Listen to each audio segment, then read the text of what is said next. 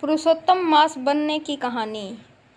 पुराणों में अधिक मास अर्थात मल मास के पुरुषोत्तम मास बनने की बड़ी ही रोचक कथा है।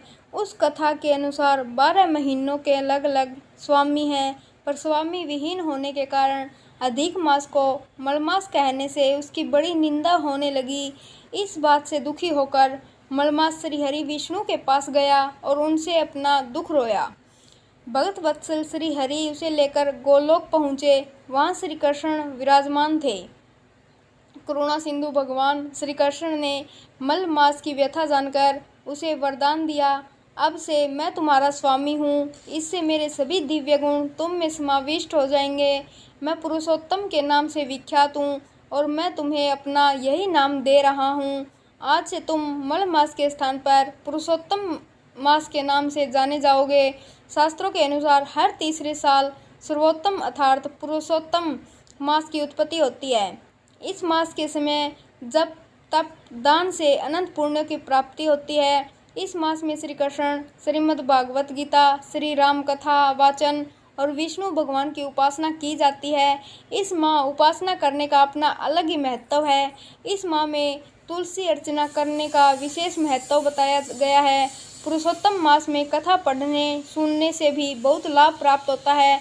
इस मास में धरती पर शयन एक इसमें भोजन करने से अनंत फल प्राप्त होते हैं। सूर्य की 12 संक्रांति के आधार पर ही वर्ष में 12 माह होते हैं। प्रत्येक 3 वर्ष के बाद पुरुषोत्तम माह आता है। पंचांग के अनुसार सारे तिथिवार योग करण नक्षत्र के अलावा सभी मास में कोई न कोई देवता स्वामी है, परंतु पुरुषोत्तम मास का कोई स्वामी न होने के कारण सभी मंगल कार्य शुभ और पितृ कार्य वर्जित माने गए हैं। दान धर्म पूजन का महत्व शास्त्रों में बताया गया है कि यह माह व्रत उपवास दान पूजा यज्ञ हवन और ध्यान करने से मनुष्य के सारे पाप कर्मों का क्षय होकर उन्हें कई गुना पुण्य फल प्राप्त होता है। इस माह आपके द्वारा दान दिया गया 1 रुपया भी आपको 100 गुना फल देता है। इसलिए अधिक मास के महत्व को ध्यान में रखकर इस माह दान पुण्य देने का बहुत महत्व है। इस माह भागवत कथा श्री राम कथा श्रवण कर विशेष ध्यान दिया जाता है। धार्मिक तीर्थ स्थलों पर स्नान करने से आपको मोक्ष की प्राप्ति होती है और अनंत पुण्य का फल मिलता है। पुरुषोत्तम मास का अर्थ जिस माह में सूर्य क्रांति नहीं होती वह अधिक मास कहलाता है।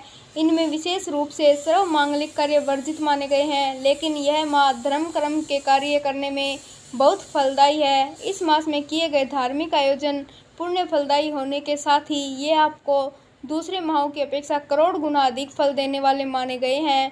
पुरुषोत्तम मास में दीप दान वस्त्र एवं श्रीमद् भागवत कथा ग्रंथ का दान का विशेष महत्व है।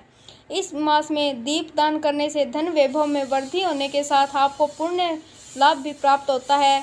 चैनल को लाइक शेयर और सब्सक्राइब करें और हमारी कहानी कैसी लगी कमेंट करके बताएं।